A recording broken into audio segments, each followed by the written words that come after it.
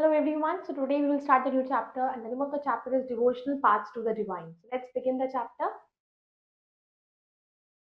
Chapter 6 Devotional Paths to the Divine. Learning objective. Through this chapter you'll be able to know about Bhakti meaning and origin, Bhakti movement in North India, Bhakti saints and the Sufi movement. Let's warm up. What is the name of the instrument shown with Mirabai? That is instrument that is she's playing is Tanpura.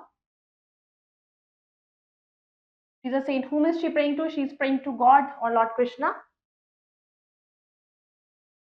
Let's start now in medieval India में people worship करते थे God इन generally दो तरीकों से पूजा करते थे either मंत्र recite करते थे मंत्र वगैरह पढ़ते थे या फिर अलग अलग तरीके के रिवाज होते थे उनके रिचुअल्स जो वो करते थे प्रीस्ट या पंडित हो गए जैसे पंडित होते हैं प्रीस्ट होते थे उनकी गाइडेंस में और पार्टिसिपेट करते थे सिंगिंग में चैंटिंग में लार्ज ग्रुप्स में इकट्ठे होके वो मंत्र उच्चारण जिसे कहते हैं मंत्रों का जाप करना यज्ञ करना अपनी प्रेज ऑफ डाइटीज तो जो भी उनके भगवान थे जिनको वो मानते थे उनके लिए करते थे जबकि फर्स्ट मेथड को रिक्वायर्ड है प्रीस्ट कोई भी प्रीस्ट रिक्वायर्ड नहीं था सेकंड मेथड के लिए ये जो सेकंड मेथड है वर्शिप करना अट्रैक्टेड वो सेवरल पीपल को अट्रैक्ट करता है एंड मेड देम फील कि वो इक्वल मेंबर्स हैं सेम कम्युनिटी के तो इस चैप्टर में हम देखेंगे कि development of this type of worship during medieval times throughout the subcontinent and various religious groups that grew around bhakti bhakti का क्या मतलब होता है भक्ति कहाँ से ओरिजिनेट हुई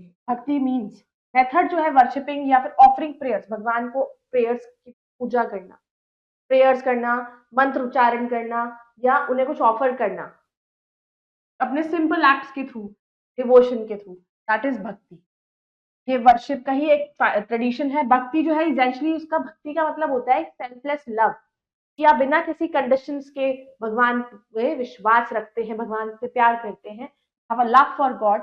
आइडिया पहले एक्सप्रेस किया गया in Bhagavad Gita but it became widespread हुआ in the early centuries of the common it was like a Buddhism और Jainism earlier a reaction to the strictness of Hindu religious custom.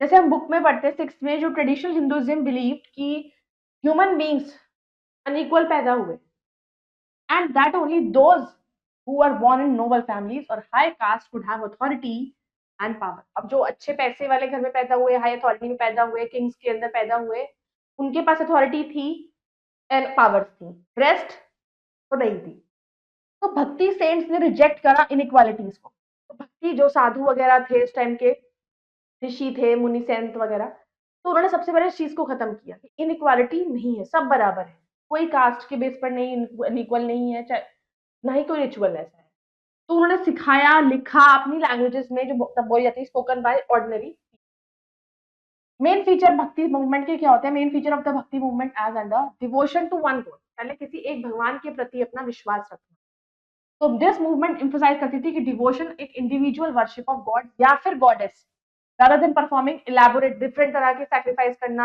या अलग अलग तरीके के इलेबोरेशन करना अलग अलग रिचुअल्स करना अलग अलग भगवानों की अलग तरीके से पूजा करना ना करके you should follow the one path and one God spiritual images अब आइडिया भक्ति के अकॉर्डिंग अगर डिवोटी वर्शिप करता है अपने किसी भगवान को जिसको वो मानता है दिल से उनकी प्रेयर करता है प्योर हाउ तो वो उनके सामने अपीयर होते हैं in the form of which he और शी में डिजायर जैसे वो चाहते हैं तो deity could be thought of as a human being भी हो सकते हैं फिश लैंड किसी भी फॉर्म में आ सकता है भगवान का तो रूप कैसे भी हो सकता है इस वॉज वाई की जो आर्टिस्ट हैं उन्होंने क्या बनना शुरू कर दिया एक अपने इमेजिनेशन से अलग अलग इमेजेस बनानी शुरू कर दी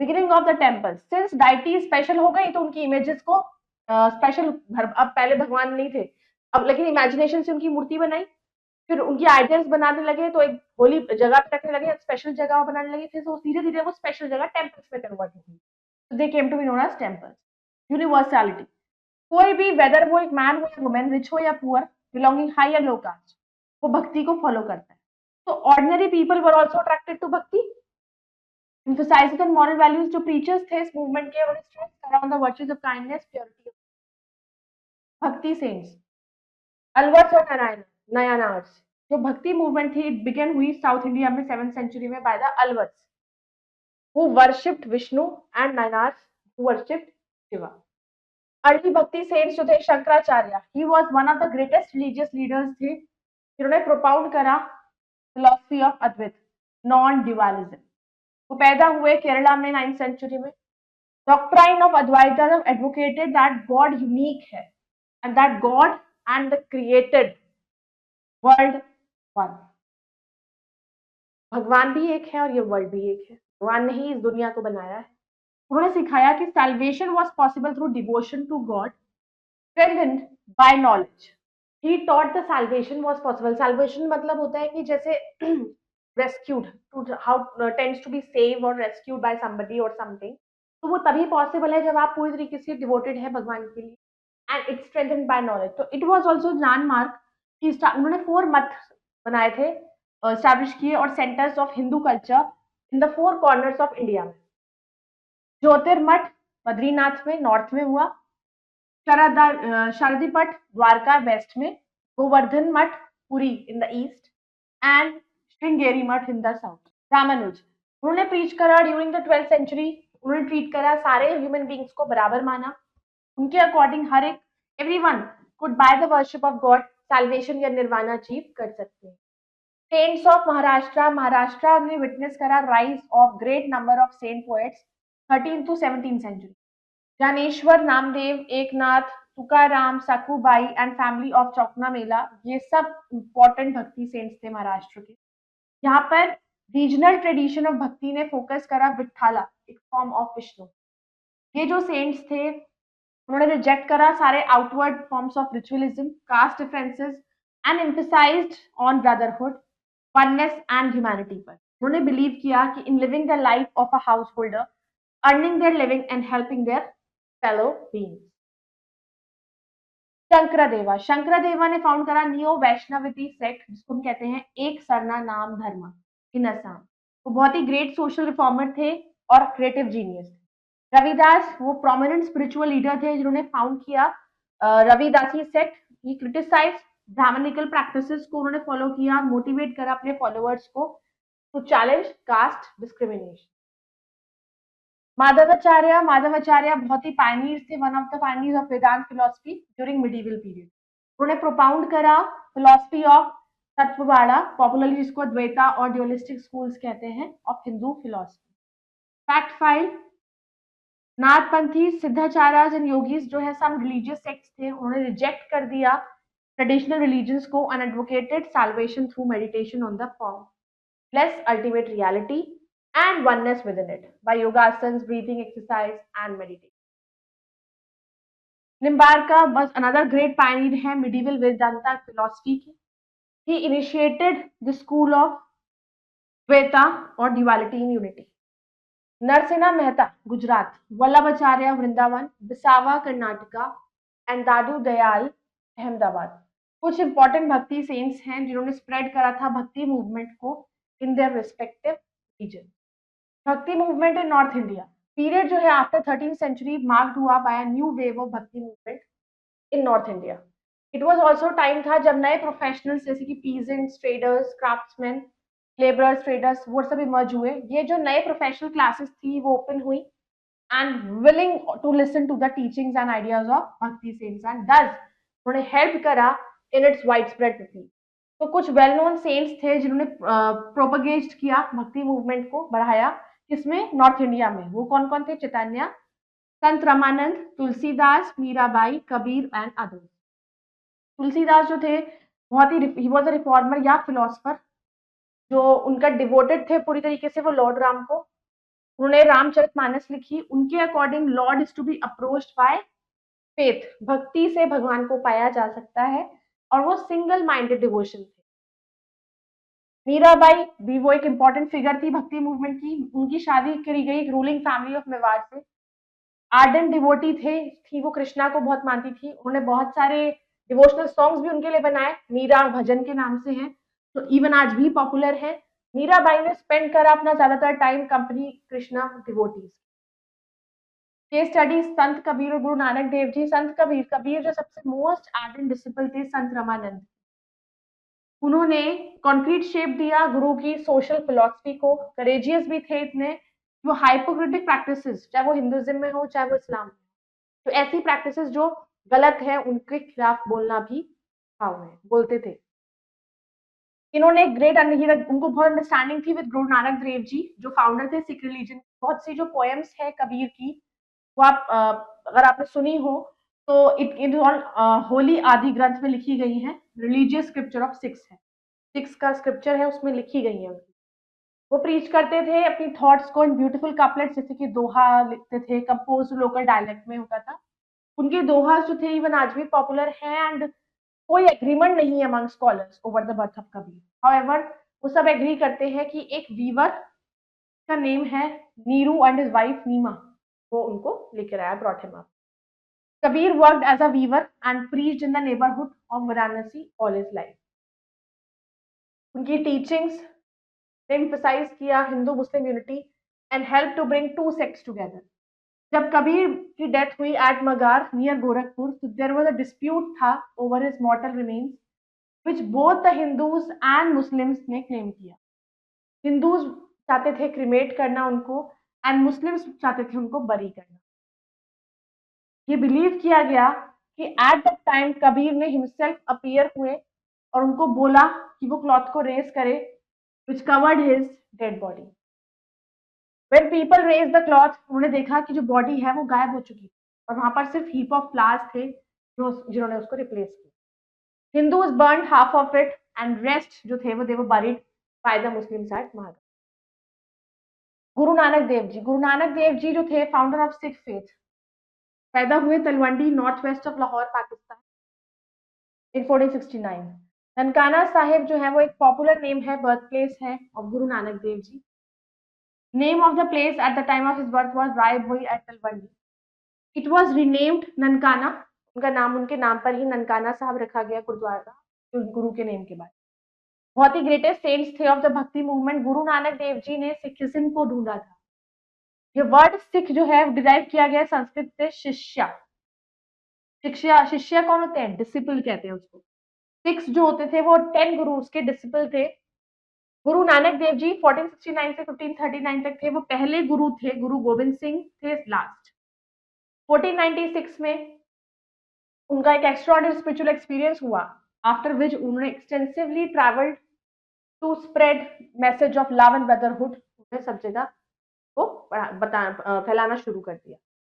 गुरु नानक देव जी ने अपने कीर्तन भजन के थ्रू राग्स बहुत सारे पीपल को सुनाए और उन्हें इस चीज में डाला, डिवोटेड हो गए थे वो उसमें। तो उनकी हिम्स, उनके सॉन्ग्स को कंपाइल किया गया, एक होली बुक थी उसमें, आदि ग्रंथ।